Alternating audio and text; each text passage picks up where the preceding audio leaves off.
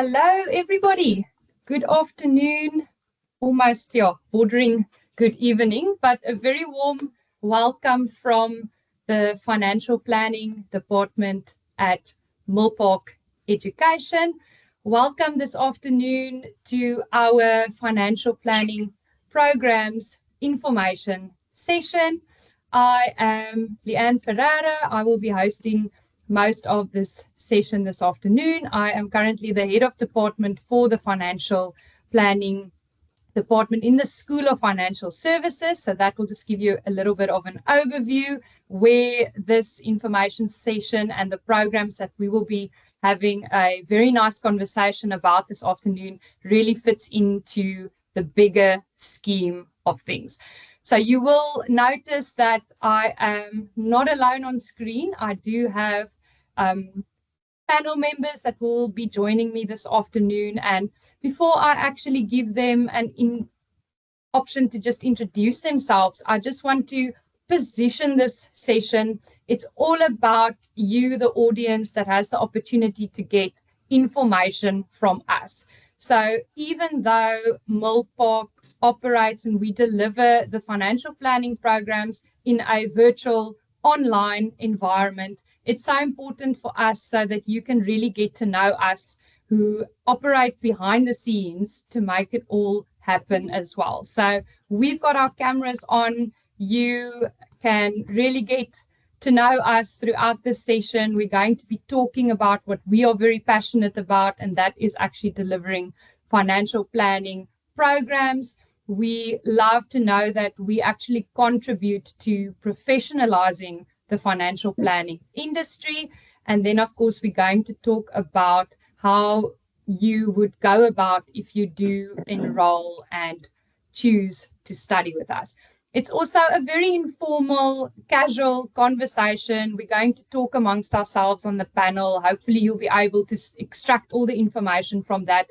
But please, we encourage participation and interaction. We also would love to hear from you. So if at any point during our discussion you have a question for us, anything related to the financial planning programs on offer, you are, of course, more than welcome to actually raise your hand, and you have the ability to unmute yourself. So you are very welcome to ask and interact with us. But of course, if you also want to, you are welcome to make use of the chat function. We will be monitoring that, and we will, throughout the session, embark on trying to answer as many of those questions that you have in the chat. So please make use of that. Please interact with us. We really welcome that. I see Harry posted something there. If you want to, grab a cup of coffee, tea. It is after 5, so you might have a glass of something. But yeah, join us this afternoon. We're really looking forward to hosting this session for you. All right, so let me introduce the panel. So that will give you an idea of the type of questions you can ask, who you can actually interact with. I'm going to start off with my esteemed colleagues. So I have two colleagues joining me this afternoon. I have specifically chosen them because they each represent a very important part of our delivery model. Firstly, I'm going to give Harry an opportunity to introduce himself. He has a very long tenure with us as a lecturer, so he is absolutely the most experienced here. So Harry, if you would just take a moment, introduce yourself, position yourself within our programs. Thank you.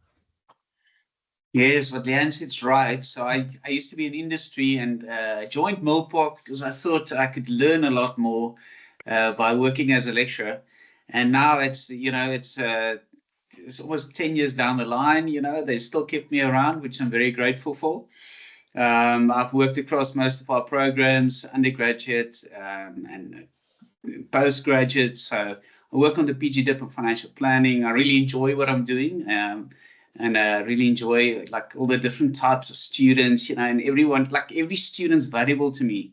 I know some students are like, yes, you just scraped through matric and now you want to study and some are top achievers, and it doesn't make a difference. It's I think everybody's got their own life story, and I'm excited about all of you. And And yeah, and I think some of the other things that I can also help with, like if there are questions to that regard, it's just I think we work very closely with our professional body, and the Financial Planning Institute, and it integrates. And I can talk a little bit about that as well. If somebody's got questions, they want to become a certified financial planner, that may be useful too. So that's me, Leanne, for tonight.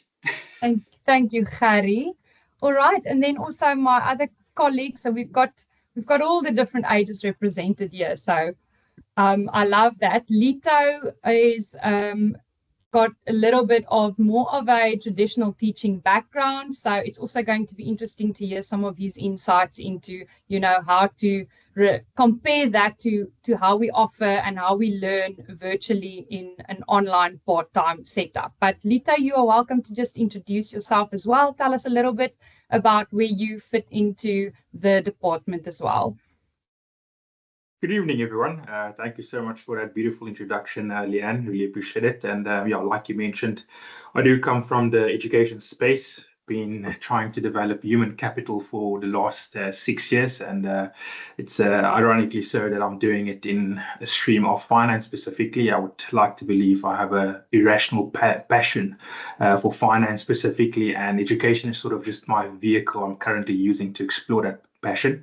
Yeah, I'm working in financial planning services department, and yeah, I suppose from a qualification point of view, you would most likely interact with me at a very low level as far as undergrad is concerned.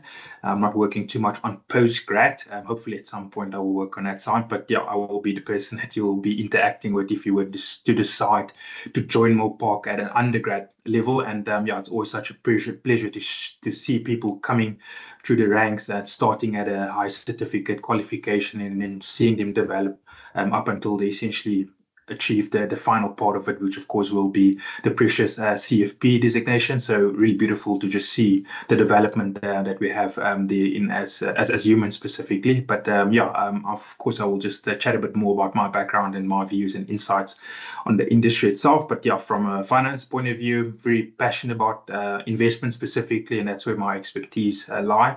But yeah, also on a continuous basis, trying to expand my knowledge base and also expand a bit more into corporate finance and seeing how I can utilize that respective area to sort of create value as well. Right. Thank you, Lito. Yeah, so you can pick up the passion and I love that. So that's why, I wish I could have all the lecturers in the department on here so that you can see, that's how we all feel about what we do every day and how we really like, being involved in these learning journeys with you and to really, transfer that passion and of course the expertise and the knowledge that we've built up as a group of lecturers. But we're also going to touch on some of the information that Lito started with, how we actually have the entire pathway from NQF level 5 programs all the way through to your postgrad to really get you to that sought after designation, if that is what you are after. And then we have two lovely ladies on the panel this afternoon that will really be our student voices. They both have one of our panel members are a current student, so I'll introduce her in a moment. And then, of course, we also have one of our alumni. So thank you very much for joining us this afternoon. I think it's going to be so insightful for the audience to really hear from a student's perspective how what we are doing is experienced on the other side of the screen, if we really had to illustrate it like that. So let me introduce you. So one of our best students last year actually won the award in the postgraduate diploma is Milandre Roberts. So thank you very much for joining us. I would love for you to also just give the audience an idea of who you are, what you are currently busy with. You can perhaps also share with them what you've studied with us. And then later on, we are going to talk about that journey that you actually had studying with us. Good afternoon, everyone. Thanks, Leanne. It's such a privilege to be a part of the panel discussion this evening. So I completed my postgraduate diploma in financial planning last year with Milpark, so still a fresh graduate. and I am currently working as a financial advisor, so I'm specifically focusing on investments for Category 2 practice, so with model portfolio construction and so forth. But looked at the Milpark postgraduate diploma as a pathway to get to the CFP designation, which I'm currently busy with. And also gaining insights and expedite the process to learn more about the industry in a much faster way than through only experience. So that is shortly from my side, but I'm looking forward to the discussion later on. Right. Leanne, can I, Melandra, just tell us how happy you are that you don't have to write and study for exams anymore.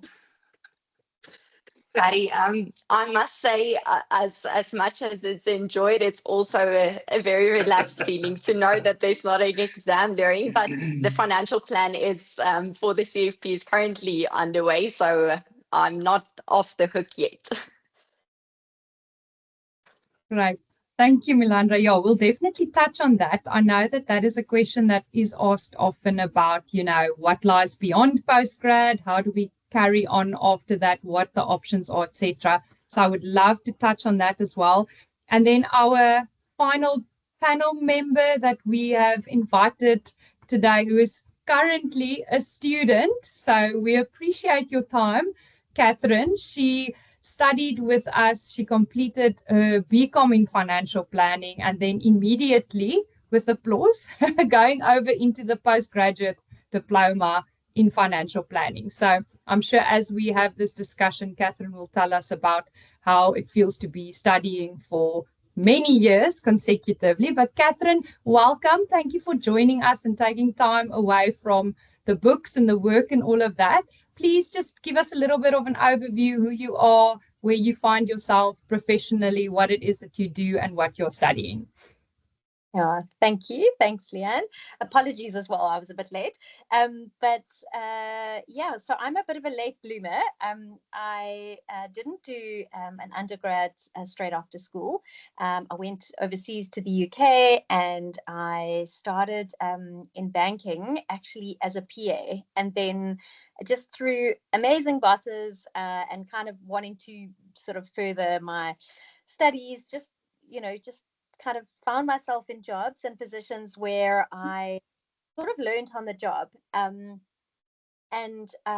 Truthfully, it always was a real sort of bugbear for me that I didn't have the degree, because I felt like I had the experience but nothing to kind of back it up with. And I'm I don't want to give my age away, but in the sort of later stages of my 40s, I have two boys who are teenagers, and actually getting towards their sort of tertiary education. For me, it's really important that I show them how important the tertiary education is. So I've been in asset management for many years, worked for a lot of international companies, and then in COVID I started working for a financial planning business, and loved it and really wanted to further my studies, and started with Milpark for my undergrad in financial planning.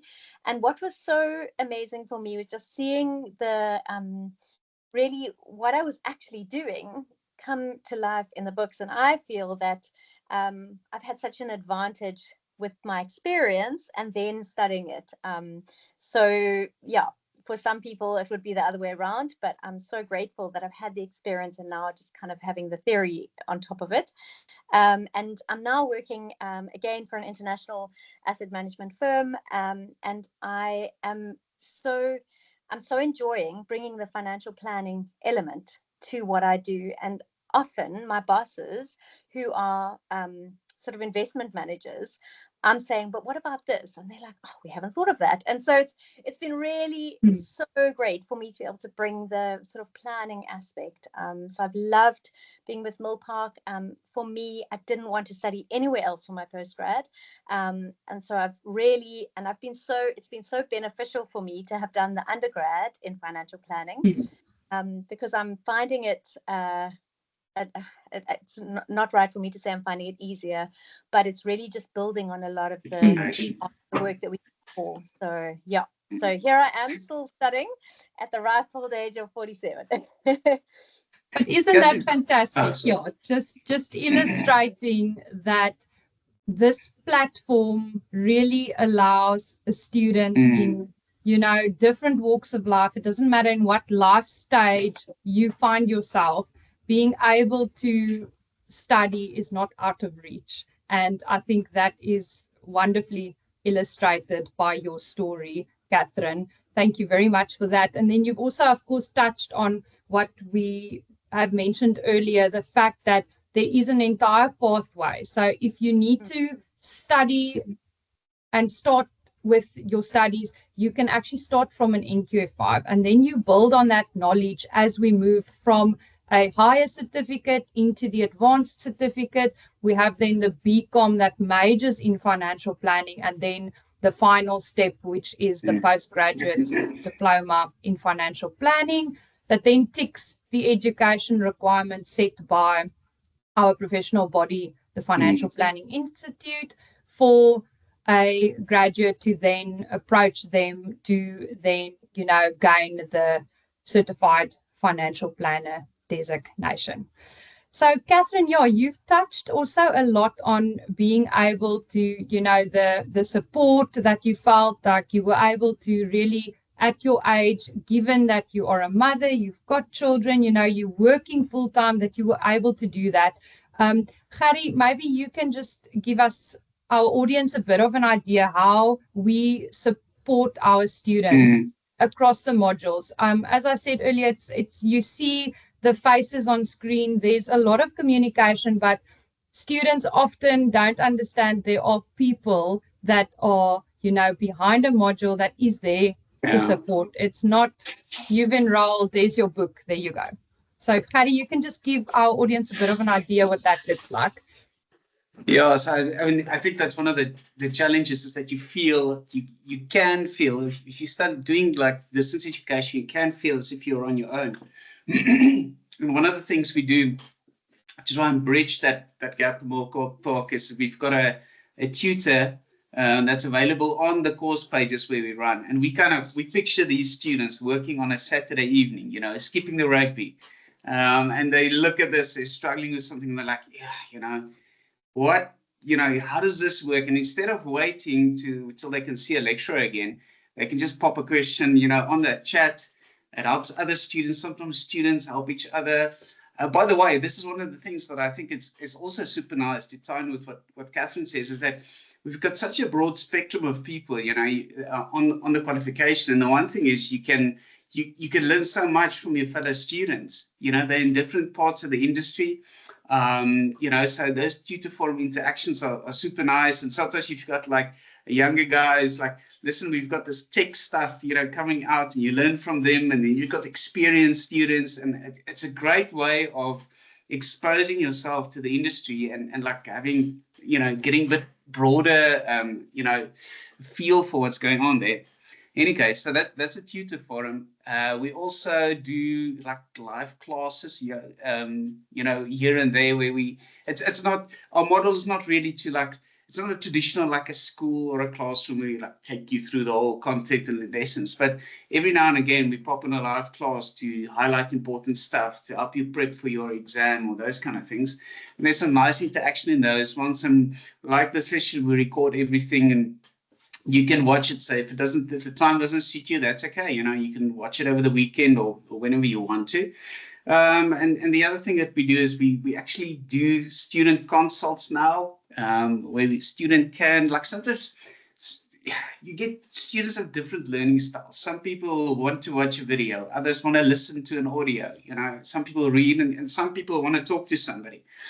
And so we do have like, you can book some time with the lecture and just like a couple of minutes and talk to them about, you know, or, you know, especially like sometimes somebody struggles with the concept and they're just like, I just want to speak to somebody about this. I want to ask our student and our ex-students some questions. Is that okay, Leanne? Yes, go for it. So something, Catherine, and so Melandre, you've highlighted that you're into portfolio construction somewhat, and Catherine said she's in asset management. Why don't you just talk about those careers? Because I think if somebody thinks financial planning, they're like, I'm going to become an advisor, or I'm going to work for a big insurer, but talk to us about how. I also want to know, how did financial planning, how does it help you practically in like a slightly different type of field? Mm-hmm. To go first. So for me, so as I said, I've been very much, I suppose, client facing, but on the asset management side. So and when I say asset management, really like the big investment houses. So Deutsche Asset Management, Goldman Sachs, BlackRock, the Merrill Lynch, those kind of companies. Currently with a smaller boutique firm, but what I have found the value in the job that I do, so it's really relationship management, is that I not only am looking at the client's portfolio, but I'm also thinking about, okay, the client is maybe in their late 40s. What about your retirement? Have you thought about that? It adds so much value. So again, I've been able to be in a meeting and go, sure, what about your estate plan? Do you have trusts? And I've just found the value that I can add. Like I said before, we were doing something with a client, and he was retiring. He had retired before, but a number of years ago, and now obviously with the retirement, you can take 550,000 out tax-free, whereas before it was 500,000. So I was able to say, oh, hang on a sec, maybe you've got 50,000 that we can take, tax-free, put that into, obviously get the tax benefit for you, put that into another portfolio. So for me, I've been able to bring the financial planning side into the management side and actually add so much value to our clients. So I think it's such a broad, you have such a broad understanding of the client's journey and their life, really the process through which they start, from when they start working all the way through to retirement and beyond. That I think that insight is so invaluable. So I think you can work in a number of areas in finance and use the knowledge that you learn in the financial planning space. Yeah, so for me, I think somebody also mentioned that yesterday in a session I attended, that a financial planner is not only focusing on a specific area, it's actually so many industries poured into one industry, because you've got to know something about tax, you have to know something about law, you have to know something what the accountants do. So there's so many different components that it's not only saying if you're a financial planner or you did the postgrad in financial planning, you're only focusing on a specific area. You're actually getting so much knowledge about different areas. And I think where it has had the most benefit for me in practice is I work with people that has a lot of more years experience than I have, but through the studies I got to a lot of technical parts that you don't work with every day, because the case studies are looking for, if I must always say, the heidel and the knee stack in some cases. It's not something you deal with every day, but it's something that you must know. And just to get the technical knowledge on those parts and delve a bit deeper into the taxes and the formulas and things that you don't work with every day. So in my line of work, I felt I could contribute a lot through having the updated knowledge on the technical stuff that's not always the everyday work. Yeah, we also love to say that, we in the industry, we know there's a system that can do analysis. There you can punch the numbers and, but you need to know what goes on in the background to be able to punch in the correct numbers, the relevant numbers. You need to understand, that background work that goes into, so that even, when you do get to a recommendation or an answer, but something doesn't look right, you have the knowledge that you've gained through the qualifications, that in-depth calculations and analysis that, you know, people in the industry tell us, but I don't really need to do this because a computer can do it for me. But it's so important to have that in-depth understanding and then take that into practice and be able to just, yeah, as you've mentioned, link the two and just make sure that, you know, all scenarios are covered in essence.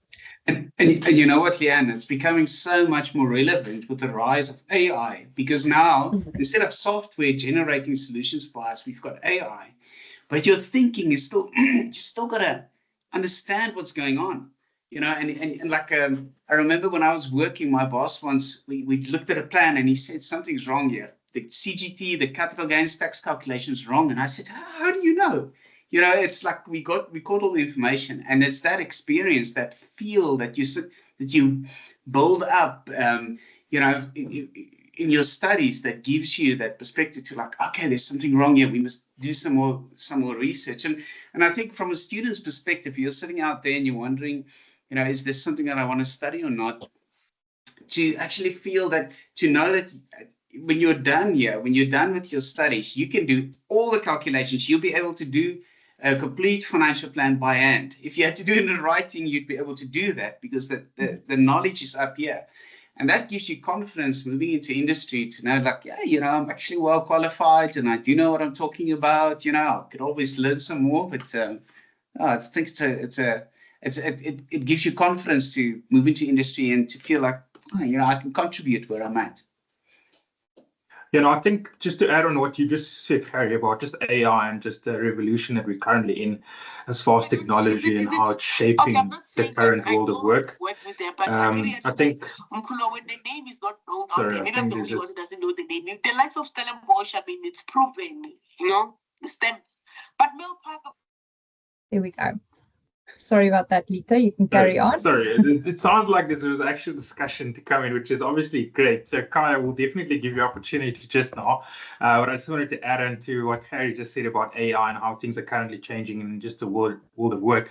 I think something that was also mentioned by Catherine, which I'm actually very happy about, that she mentioned, that I didn't have to mention it because obviously there would have been a bit of a bias. But I think it would definitely relate to the fact that whatever you're learning at Milpark, essentially, you can link it to what's happening in the real world. And I think that's such an important thing, specifically from a learning point of view. And I think that's something that makes us as Milpark as an institution very, very unique, given the fact that whatever we are trying to instill in students and whatever content we create, we try and make it as relevant as possible so that you can actually start seeing it around you when you essentially move away from your books. And I think that's the most important part, you know, essentially closing that gap between the theory and the practical stuff. And I think just so much so that you can actually look at a newspaper article tomorrow and you can link it to somewhere in your content, you know, in your study guide that you would essentially receive with us. But I think very important, and I think coming back to the basics and fundamentals about what higher education is actually trying to achieve and what we at Milpark is trying to achieve is we want students to join Milpark, and in their journey with us as Milpark, we're essentially trying to ensure that we change the way that you think about the world, because at a fundamental level, world of work consists of people being able to solve problems. And what we're currently seeing is that we have AI, which of course is the technological development where there's a lot of problems that are being solved, and I suppose more of automation type of problems. And I think that's essentially quite an important thing to take into account, especially when you are studying and when you are essentially considering joining a respective qualification at Milpark, is that, as I said, we really focus on and we're really trying to hone skills that change the way you think. And when you go out back in the world, that you essentially are problem solving from a different point of view. And I think despite the fact that you get to walk away with a beautiful certificate and, you know, beautiful graduation, what is actually more important, it's the intangible asset that you basically gain throughout your experience. But yeah, I think maybe just if I could ask both Melandri and Katrin as far as their experiences with their respective learning journeys are concerned. I just would like to know how has that changed the way that you look at the world, and I suppose how you solve problems for that matter, because I suppose from an employment point of view, all of us are employed to solve problems. So maybe you just would like to get a bit of insight with regards to how has your experience at Milpark and the learning journey itself, how has that changed the way you think about problems and how you approach problems in your day-to-day work? Fastest fingers first. If I can answer, I think the biggest thing for me is it has empowered you to have a broader spectrum of knowledge in different concepts. So when you approach a problem, you're able to see, as Harry mentioned, you're able to see, but this doesn't look right, or here's something that I would like to just check again. So it gives you that knowledge to be able to see different portions in the problem solving and then go more in depth and look at what is going on here. So, and also I must say, Milpark's, the study guide gives really good case studies. So it's not only theory, it gives case studies in the study material, which was for me an amazing tool to be able to see, okay, but this is how it works practically. I'm not only getting the knowledge, I'm getting a practical example of this is a client and this is their case and this is how the knowledge that was just given was applied. And that enabled me to see, okay, but this is similar to what we did in the textbook, so I can just apply. I actually have taken out the study guides again and see, okay, but this was the example that was used there, and I was able to apply that again in practice. So that helps a lot. So yeah, just that would be my answer. Can I jump in here again? So something about Milpark is that a lot of our lecturers come from an industry background. So we often recruit out of we're not just looking for straight academics. So they CFPs, they know what it's like in industry. They know something like how difficult it sometimes is to get information from a client. They've been there, they're like getting all the information in and it doesn't send you the stuff. And that's why some of that practicality translates to that. And the other thing that we keep on doing is we've got contractors that work for us that are still in industry. Yeah. So it's a very nice, we bring that realism we try as much as we can to bring out something that's happening in industry. And sometimes we help industry. A week or two ago, there was something that people didn't pick up around Tupat last year. And when we started asking around, people in industry were saying, oh boy, we didn't pick that up, So there's a nice bit of collaboration, and it's nice to hear that Monday to hear that. It's actually it works. It helps you to prep for real life.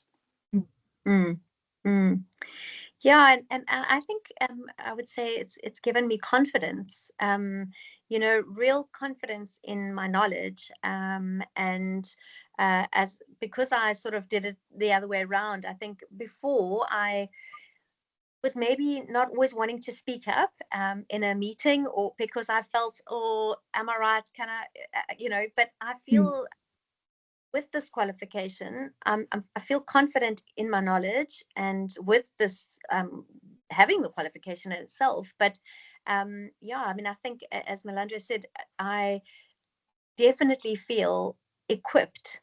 And also, I think something which is really important to me, and I've seen it now being in industry and having the phase and all of the kind of the regulations and the real treat customers fairly has come home to me so much. How we need to do the best thing for our clients, even in industry, to be able to go, hey guys, are we doing this for our clients? Or this is an important aspect. I think that has been so good. It's added, I'd say it's added another dimension to the way that I work.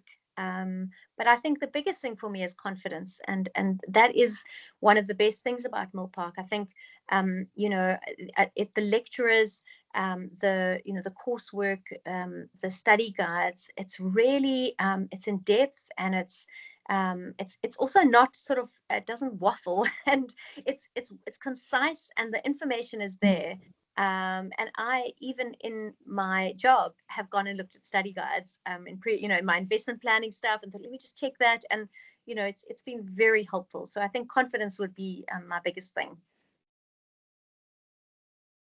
Fantastic. Yeah, thank you for sharing that. Yeah, we actually do put so much effort, you won't understand, into those guides and into the material that we offer students. So it is so great to hear that you find it useful, that you can actually see the effort, that it's not just a waffle. We don't just put them together. It's a lengthy process, and something that is also very important within this industry.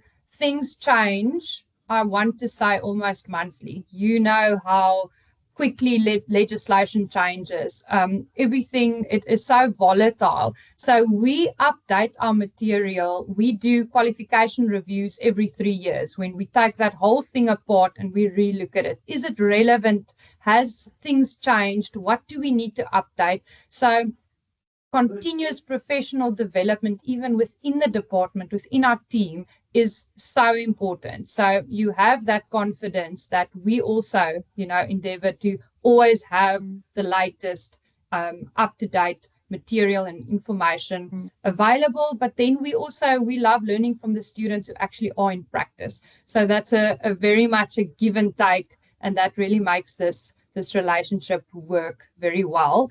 What students ask us often, so I actually want to ask the two of you this: how do you make everything balance? The working full time, which the majority of our students are in industry, they are working full time. How do you make it work? Studying part time. We have different ages now represented, different, life cycles, but how do you really make it work? If you have any advice or, something to tell our audience that, take the step, you can do it. It's not impossible to balance everything. How do you do it? And what, helped you in, your journey with Milpark to actually make everything balance?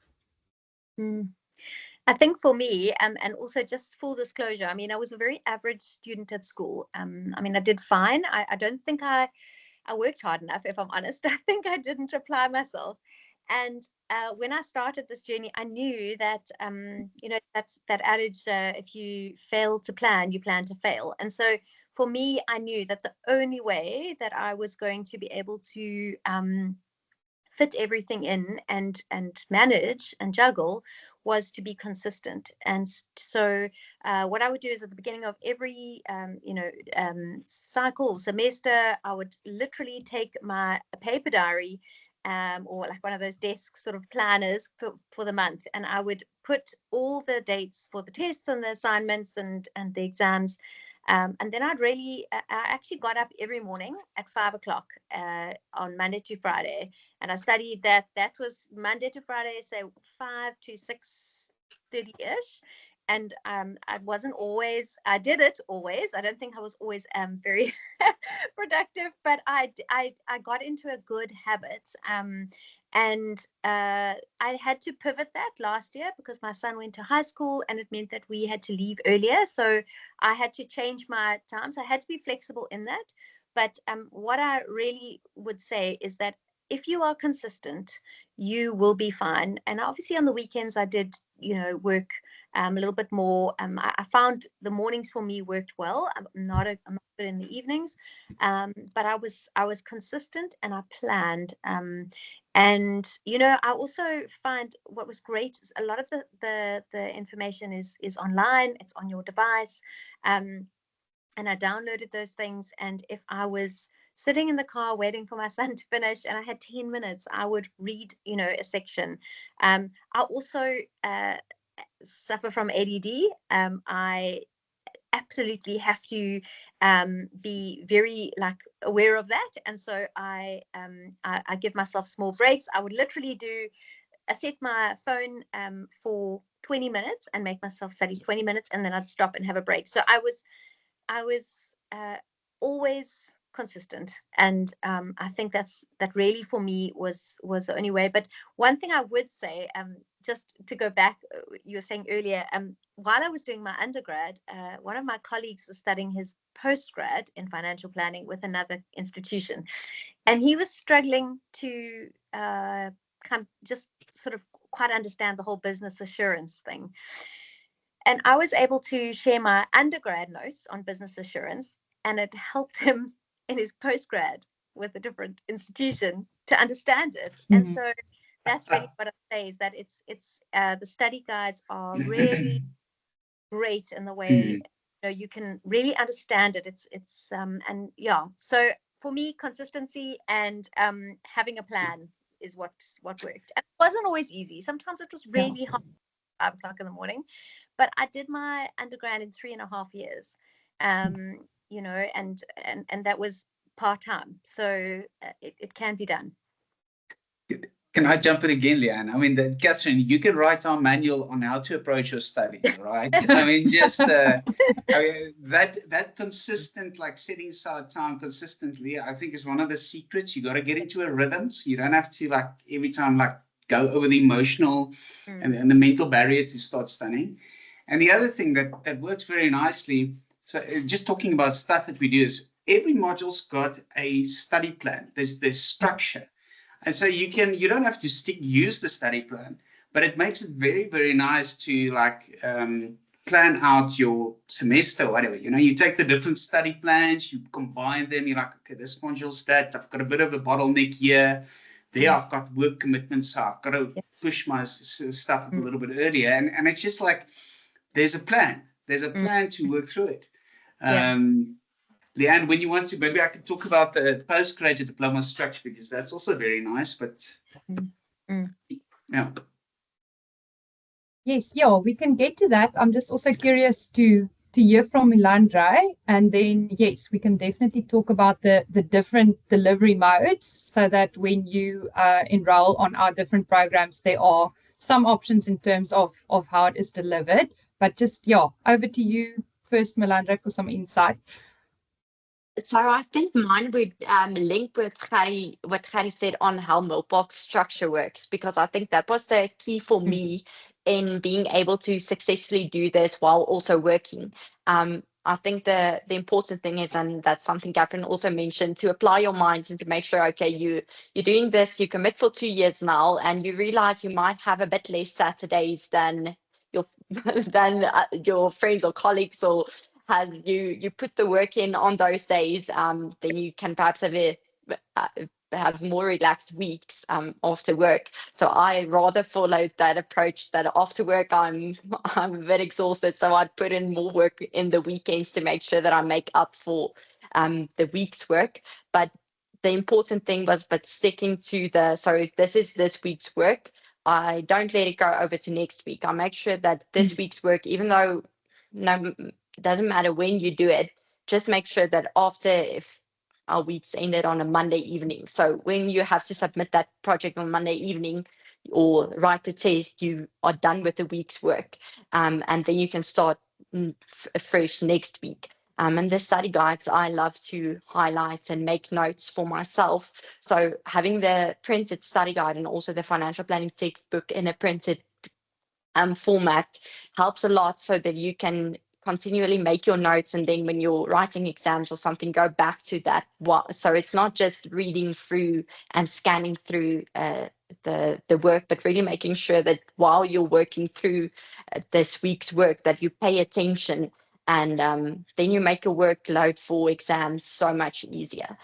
So I think I would say that was my plan to make sure that I completed successfully.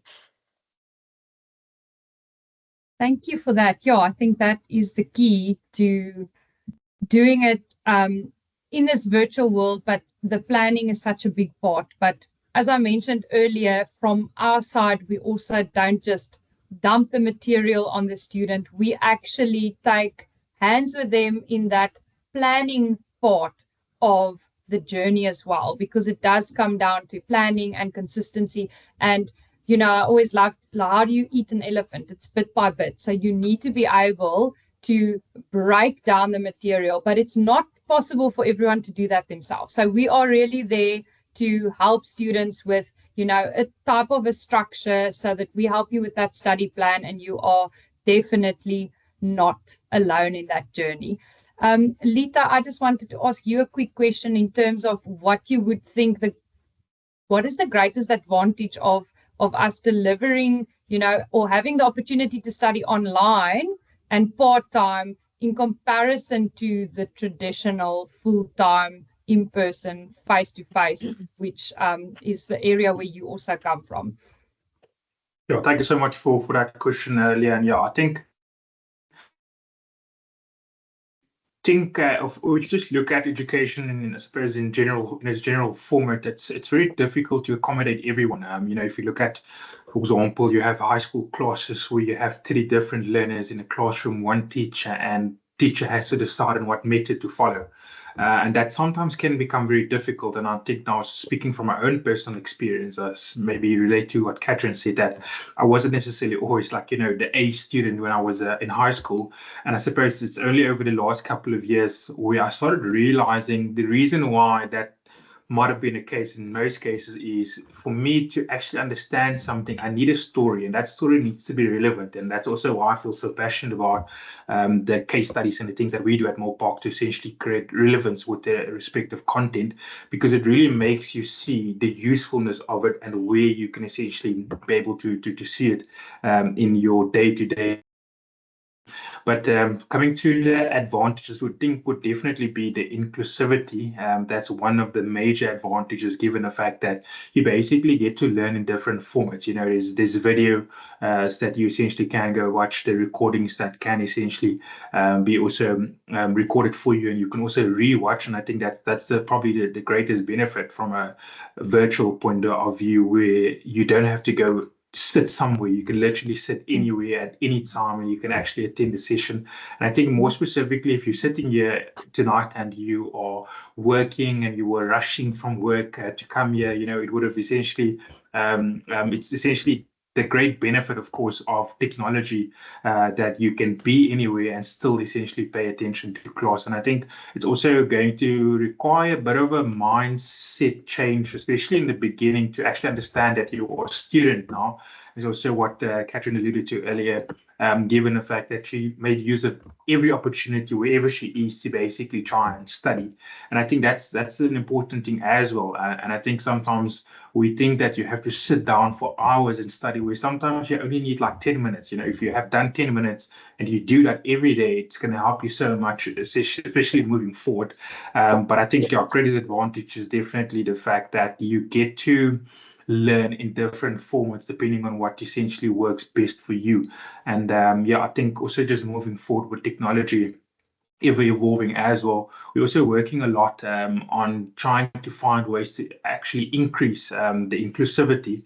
I know, for example, on the undergrad level, the platform that we use for our virtual ebook study guides, you can actually download it as an app on your phone and you can listen to the study guide. And if you just think about that, that's literally such a cool thing to have access to. So it's like, you know, you're getting exposure to the content and you can listen to it over and over and over again. And of course, when it comes to learning, that's how something sticks. You know, you need to be exposed to it over and over again.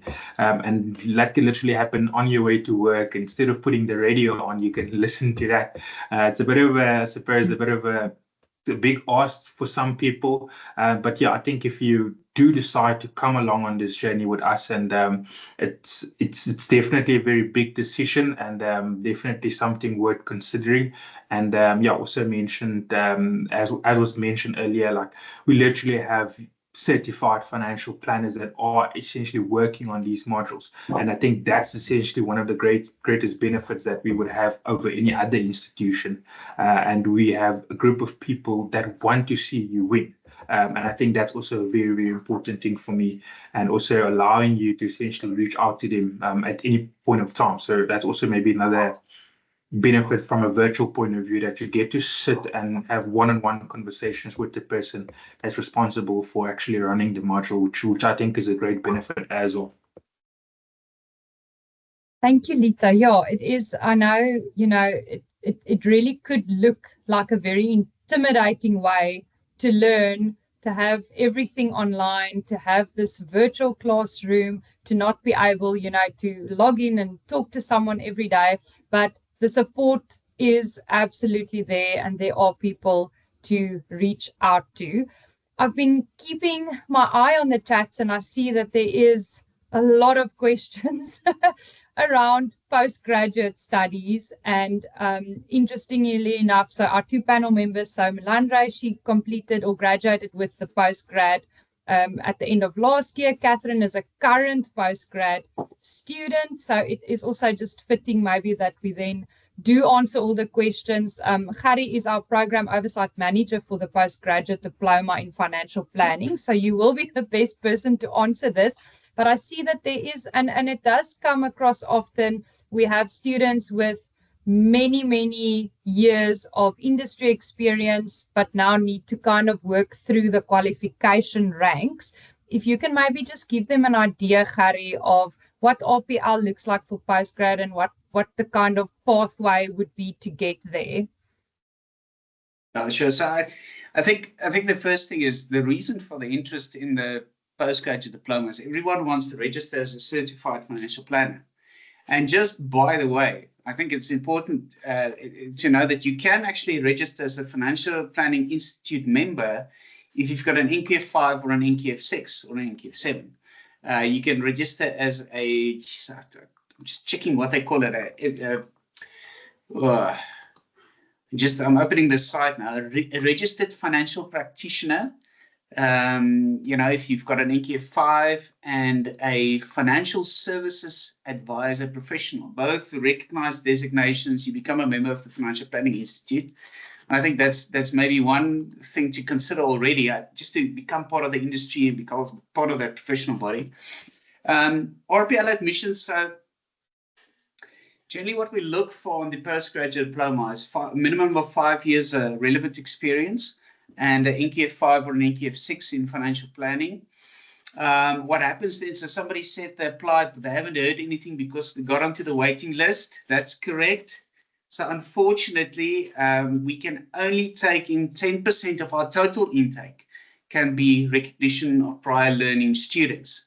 So what we do is we put people on the waiting list, and then when we see we're due now, like in the next month or two, to look at that again, I think in the next month. And then we go through the list again. And we see what are our student numbers, where are we at, can we take in more RPL students? We'd love to take more, but it's not our decision. It's something that comes from, I think it's a CHE limitation. I don't know, Leanne, if you know, but it's either that or legislated. We can't take more than 10%. So unfortunately, we can't take more, and that's maybe why you're waiting. What we'll also do, I know somebody asked, said, listen, I haven't heard anything. And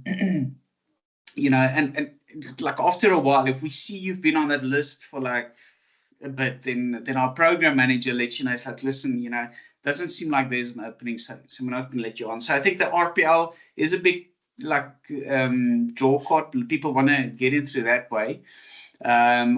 When we look at students that do our NQF 6, our NQF 6 is very nice because our advanced certificate in financial planning, because it's structured similar to the postgrad. It also ends with a case study module, and it's ideal for somebody that's a little worried about their technical knowledge. Like, I don't know if I'm gonna be able to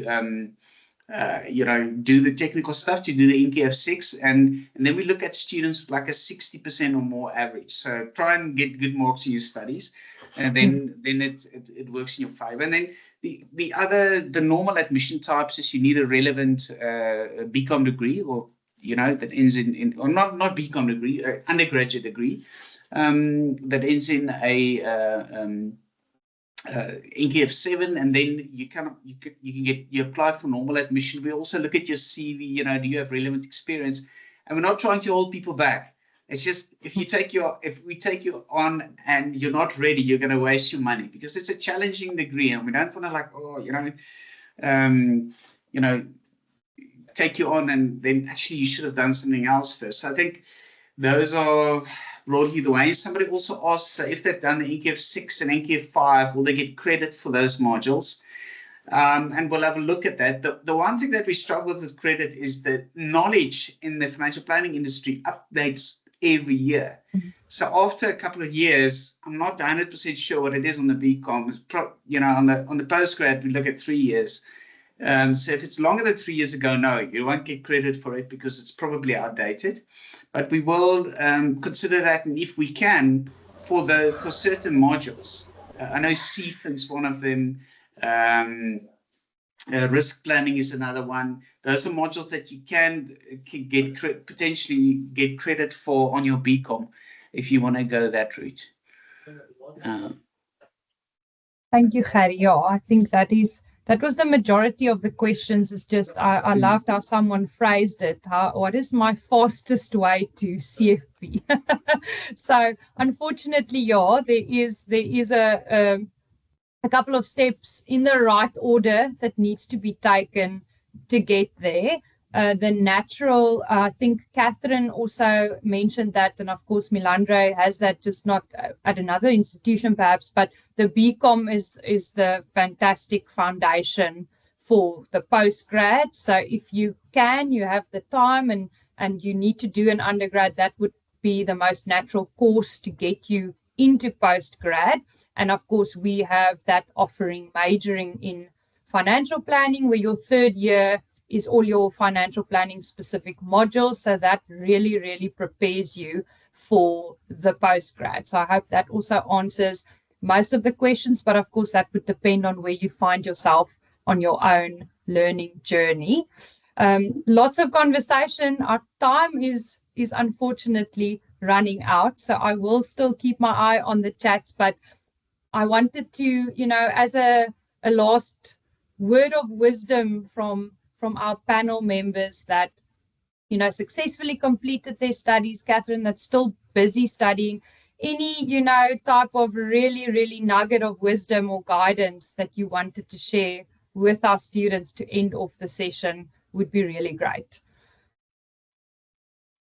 Yeah, I would say don't delay. So, time goes so quickly. And when I look back, I think, gosh, I've already done my undergrad. And in 2021, when I started, I thought, oh my word, I've got this whole thing to do. And now I'm doing my postgrad. So I'd say just start, and you need to. So, for example, my postgrad, I'm hoping to do it in 18 months, but I'm also going to give myself grace if it's 2 years, but at least I've started. And so I'd say if you're thinking about it, don't delay, just start. Even if you decide do 1 or 2 modules for the year, it's 1 or 2 for you to tick off your list. And yeah, time goes quickly, and I'm very grateful that I kept going and started when I did. I was not told to say this by Molpark, but my nugget of advice would really be the structure that Molpark follows is of such an order that I changed before started studying. I changed universities to be able to study with Molpark. So they really do often, when I discuss my postgraduate diploma with people that has done these at other universities, and that's not to make any university to set them off or talk poorly about them, but the experience that I've had that other people had, it's quite different. So the lecturers are really they are really there to help you to not only get you through the study, but to make sure that you do it successfully. So I say if you're considering which university to choose, Molpark was really a great experience for me.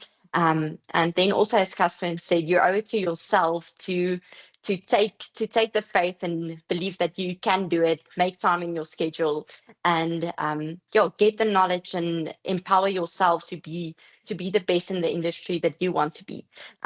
So that would be my nugget of advice. Thank you very much. Yes, I appreciate that, and I'm sure the audience as well, just for the two of you just opening up a little bit of your journey and your world. And I think it was Lito and I that had a conversation the other day around studies, and he said to me, the time will pass in any way. So as the both of you confirmed, use the time wisely, just start somewhere. It might also be easier than you think. I'm a firm believer, if something looks difficult, just tell yourself it's not hard, it's just new. So it's something I need to learn that I don't know yet. So we've also had some fantastic interaction in the chats, and a lot of students that actually, you can see that we are hungry for that knowledge, and knowledge equates power. You can really change things when you're educated and you have the knowledge. And I think the panelists also confirmed that with working in the industry. So we just wanted to thank you again. There is a lot of questions that we could possibly get to after we've stopped the recording, Hanli. There is one or two that I will gladly answer. But yes, we just wanted to thank the broader audience for your attendance this afternoon and the interest that you've shown in the financial planning programs in our department. You are also obviously always, yes, invited to the website. A lot of the questions that you've asked us, there is fact sheets for our programs available. There are links that will take you to that RPL policy that a lot of you are asking questions about. You know, what does the different NQF level programs entail? You can go and have a look on the modules that we offer, what the programs look like. And of course, then you are always welcome to, in the chat, we've also just made a very nice link available where you can reach us. And then that's where you start your inquiry. So we have support advisors. There's a lot of members in the chat that actually asked us about, you know, who can advise me on which is the better for me. So we have a wonderful team that actually sits and discusses this with our students, that asks you about, you know, the timelines, the availability you have, the budget, all of that. So please reach out to us, and then we will steer you in the right direction to really help you with what program is suitable for where you find yourself currently in your learning journey. So thank you very much. Thank you to our guests. Thank you to my colleagues that have joined us this afternoon. And yes, we hope that you have a lovely evening further.